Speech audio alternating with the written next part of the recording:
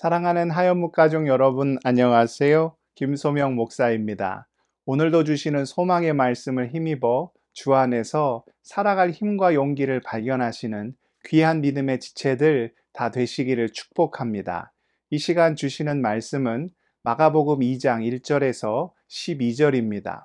수일 후에 예수께서 다시 가버나움에 들어가시니 집에 계시다는 소문이 들린지라 많은 사람이 모여서 문 앞까지도 들어설 자리가 없게 되었는데 예수께서 그들에게 도를 말씀하시더니 사람들이 한 중풍병자를 네 사람에게 메워 가지고 예수께로 올세 무리들 때문에 예수께 데려갈 수 없으므로 그 계신 곳에 지붕을 뜯어 구멍을 내고 중풍병자가 누운 상을 달아 내리니 예수께서 그들의 믿음을 보시고 중풍병자에게 이르시되 작은 자야 내 죄 사함을 받았느니라 하시니 어떤 서기관들이 거기 앉아서 마음에 생각하기를 이 사람이 어찌 이렇게 말하는가 신성 모독이로다 오직 하나님 한 분 외에는 누가 능히 죄를 사하겠느냐.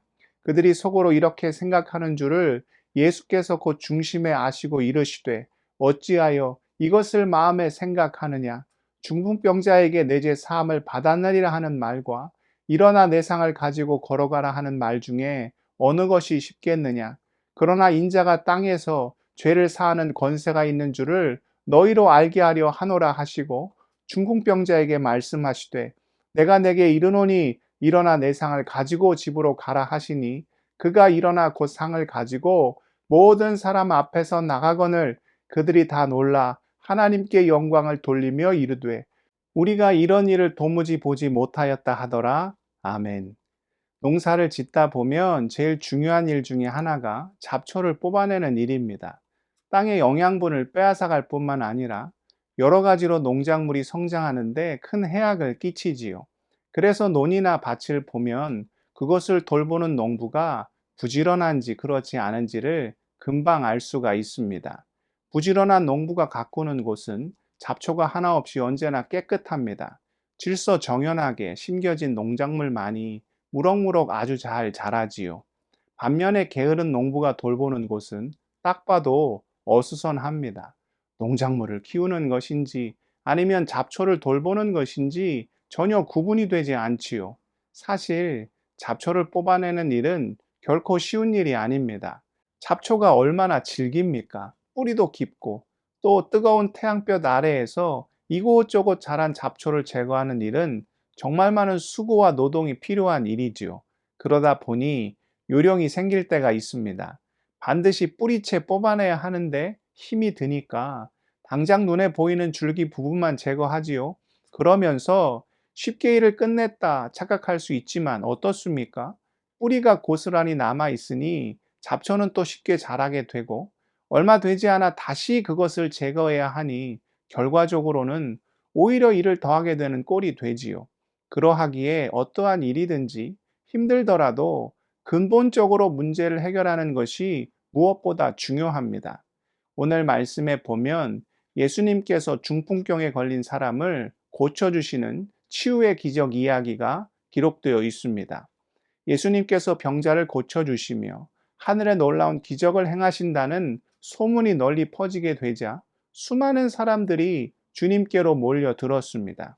그때 가버나움에 있는 한 집에 머물고 계셨는데 너무나도 많은 사람들이 모여들어 그야말로 발 디딜 틈이 없는 상황이었지요. 성경에 보면 그 집 문 앞까지도 들어설 자리가 없을 정도였다고 설명해 주고 있습니다.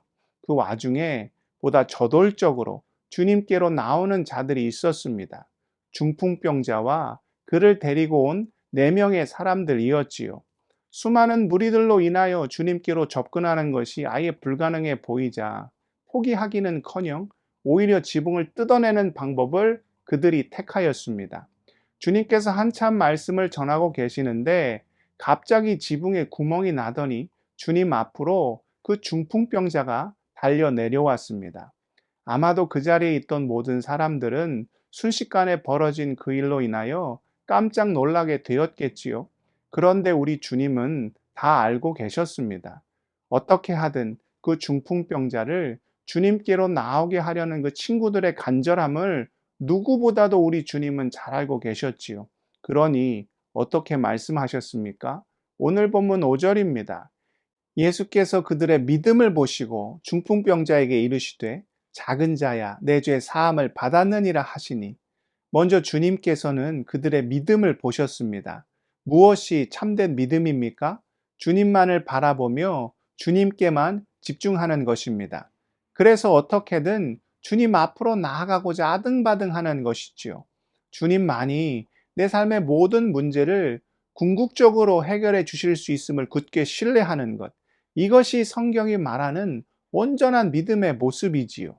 우리 안에 믿음이 있는지 없는지도 이것을 통하여 판가름해 볼 수 있습니다. 삶에 문제가 있는데 엉뚱하게 세상에서 답을 찾으려 하거나 혹은 자기 스스로의 능력만으로 그것을 해결하려 한다면 그것은 믿음 없는 자의 모습이 될 수가 있지요.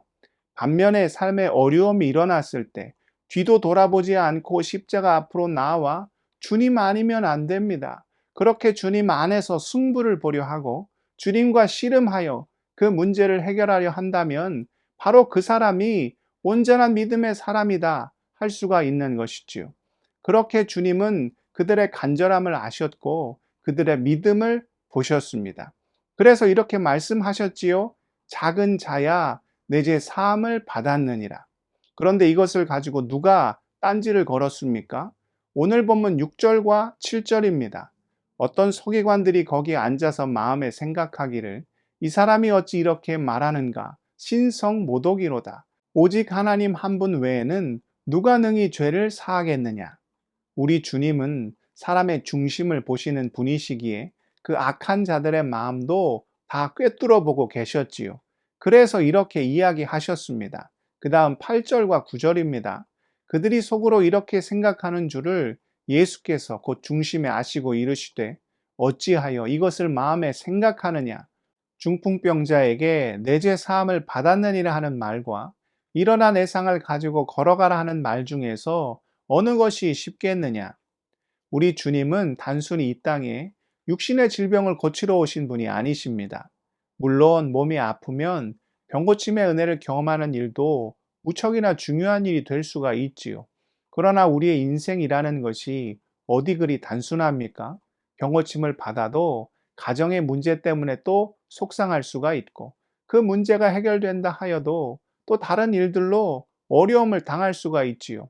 지금 중풍병자의 모습도 병고침을 받는 것이 당장은 가장 시급한 일이 될 수가 있지만 그 문제가 해결된다 하여도 어떻습니까? 또 다른 삶의 어려움이 그를 엄습하고 다시금 그를 감당할 수 없는 고통 가운데로 내몰 수가 있다는 것이지요. 그래서 우리 주님께서는 믿음으로 나온 주의 자녀들에게 보다 근본적인 삶의 해결책을 허락해 주시기를 원하십니다. 주님께서 그 중풍병자를 어떻게 부르셨습니까? 작은 자여. 여기 등장하는 작은 자여라는 표현에 담긴 마음은 부모가 그 사랑하는 자녀를 바라보며 품게 되는 간절한 마음을 말합니다. 그 아픔을 함께 공감하며 한없는 자비와 긍휼과 사랑의 마음을 담아 우리 주님께서 그 고통 가운데 있는 자를 작은 자여, 내 작고 소중한 자여라고 부르고 계신 것이죠.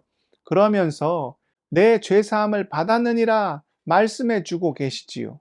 이는 다른 말로 하면 너는 더 이상 죄로 인하여 고통받는 자가 아니라 주의 은혜로 말미암아 그 놀라운 사랑과 구원 안에 거하게 된 거룩하고 존귀하고 복된 하나님의 자녀, 천국의 백성이 되었느니라 이야기해 주고 계신 것이지요.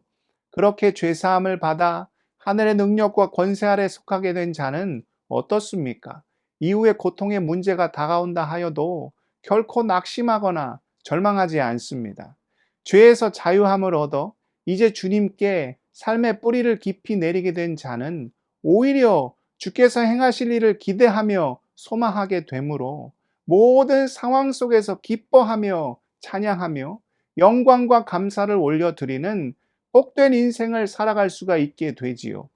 사랑하는 믿음의 지체 여러분, 우리가 주님께 받아야 하는 참된 은혜는 당장 내 앞에 있는 삶의 어려움만을 해결하는 것이 결코 아닙니다. 그런 임시방편, 언발에 오줌 누는 듯한 모습으로는 참된 구원의 기쁨과 감격을 누리며 살아갈 수가 없지요. 잡초를 제거할 때 그 안에 숨겨진 뿌리도 함께 뽑아내야 하는 것처럼 모든 고통과 절망의 근원이 되는 죄로부터 완전한 자유함을 얻을 때만이 빼앗길 수 없는 감사와 찬양 가운데 거할 수 있게 됩니다. 죄를 사하여 주시는 놀라운 하늘의 권세가 바로 우리 주님께 있습니다. 날마다 믿음으로 담대히 주님 앞에 나아가 그 허락하시는 죄사함의 은총을 통하여 늘 주님께 영광 올려 드리며 사는 모든 주의 자녀들 다 되실 수 있기를 우리 주님의 이름으로 축복하고 또 축복합니다. 기도하시겠습니다. 사랑의 하나님, 죄사함의 권세가 오직 주님께 있음을 고백합니다. 주님 앞에 나아가 온전히 주를 의지함으로 모든 고통과 고난의 뿌리가 되는 죄로부터 자유함을 얻어 빼앗길 수 없는 기쁨과 감격 가운데 거하는 하나님의 귀한 백성들 다 될 수 있도록 우리를 인도하여 주시고 붙잡아 주시옵소서. 지금도 병상에 누워 눈물을 흘리며 기도하는 모든 환우들, 주께서 친히 못 박힌 손, 치유의 손, 보혈의 손, 그 능력의 손으로 안수하여 주시사 주 안에서 놀라운 평안과 놀라운 회복을 경험케 하여 주시고 삶의 어려움으로 삶의 눈물의 일들로 주님께 무릎으로 나가 간구하는 모든 자녀의 기도 흠양하여 주시사 후히 주시며 결코 꾸짖지 않으시는 주의 풍성함과 넉넉함을 삶 속에서 누리며 살아갈 수 있도록 우리의 삶을 온전히 주장하여 주옵소서. 오늘 하루의 삶도 주님께 오직 올려드리오며 존귀하신 예수 그리스도의 이름으로 간절히 기도드리옵나이다. 아멘.